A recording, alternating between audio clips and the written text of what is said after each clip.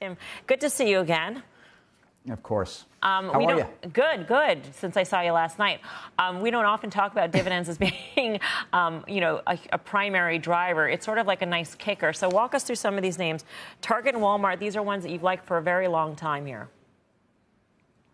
And it's not about buying stocks for dividend yields. And obviously, people are excited to see you can get 4.25%, 4.5% in a short-end U.S. Treasury. But in fact, companies that have great balance sheets that have over time increased their payout ratios, that have shown that they continue to watch the balance sheet and have debt to equity levels either around 2 or lower. Walmart and Target certainly come in there, and that goes in kind of in concert with both retail sales and CPI this week. When we look in terms of the pieces of both of those reports that were negative, I would say it was discretionary jumping out at you, whether it was auto, whether it was hardware, whether it was appliances and electronics. Walmart is a food retailer, and I think their ability to control the top line. You don't think of Walmart as a div play. I think of it as a company that pays out 40% every year and has a 1.4 times debt to equity. It's outperformed Target, and I think Target's metrics that I just talked about are even more impressive. And I think they've been growing their dividend about 25% over the last couple of years. So Walmart and Target fit that bill.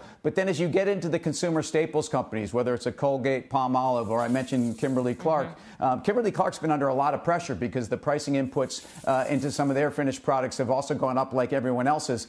I think we also saw some relief in that CPI number towards some of that goods inflation. And again, Kimberly-Clark's a company that's got a north of 60% payout ratio, pays a nice dividend yield, trades more or less in line with the market at a slight premium, is down substantially over the last 6 months. So these consumer staples trades at one time were big outperformers, were very expensive. I don't think that's the case right now, and I think you're going to see rotation back there. 20 times for Kimberly-Clark, so it is at a premium of the markets. And that's sort of the issue with a lot of these consumer staples companies. People are paying up, and they're suffering through price increases, and they're doing it gladly for their Huggies and Kleenex and all that.